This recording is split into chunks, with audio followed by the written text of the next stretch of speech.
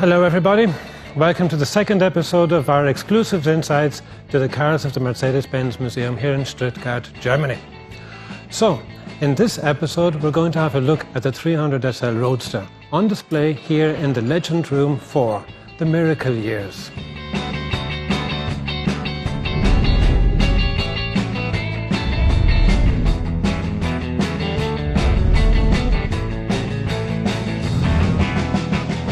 So to understand the 300 SL Roadster better, we should first take a quick look at the predecessor, the 300 SL Gullwing, or coupe. Very successful as a racing car in 1952, Max Hoffman, an Austrian importeur in North America, convinced the Mercedes-Benz to build a coupe version of it, as you see here. One disadvantage of the high sidewalls was to get in, you had to first tilt the steering wheel under. And to tilt the steering wheel, you had to pull on this lever here. It was a great car, super legendary. It's the best sports car on the roads at the time, but not very elegant, especially if you're a lady with skirts and high heel shoes. Not unusual at the time. The reason the sidewalls in the 300 SL coupe were so high was because the vehicle was built on this tubular frame. You couldn't make the walls lower with the quality at the time, the material quality, otherwise the car would snap, especially as a high-performance super sports car. The sidewalls of this tubular frame were now low enough for conventional doors, as we can see here. It was much easier to get in and out of the 300 SL Roadster without tilting the steering wheel. Oh, look how elegant this vehicle is. You can't imagine how fast my heart is beating right now. The beauty of it. Here, for your indicator, you just have to turn left or turn right. Wonderful dashboard. What have we got here? Again, in 100 revs per minute, we have now 7,000 revs per minute. You can check your tank here, the vertical column here. How hot is your engine?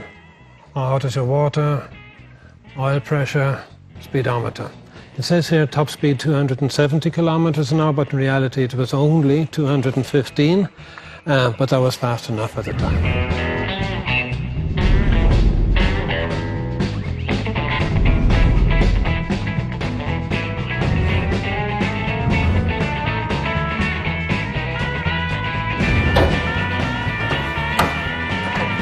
The 300 SL Roadster, when it was launched in 1957, had the same six-cylinder engine with direct fuel injection from the 300 SL coupe, cast iron.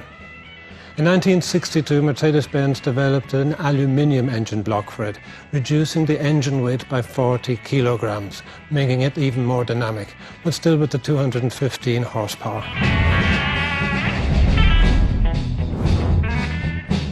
The legendary 300 SL Gullwing is known throughout the world.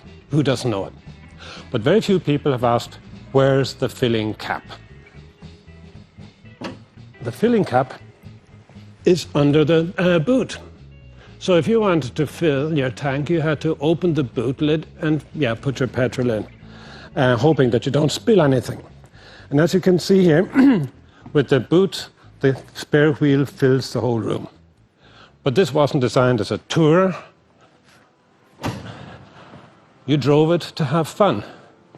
With the 300 SL Roadster, on the other hand, the filling cap was where it should be, or where it's more conventional. Let me see if I've got the right key here.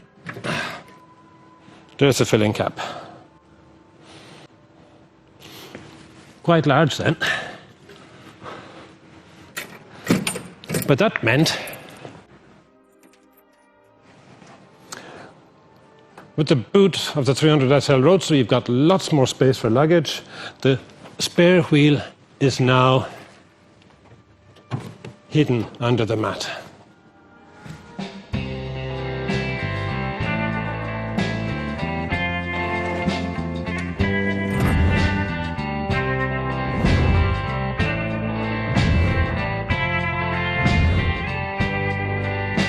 With the 300 SL, in this case here the coupe or gullwing, we now have a slow, wide air inlet or grille with a large Mercedes star in the centre.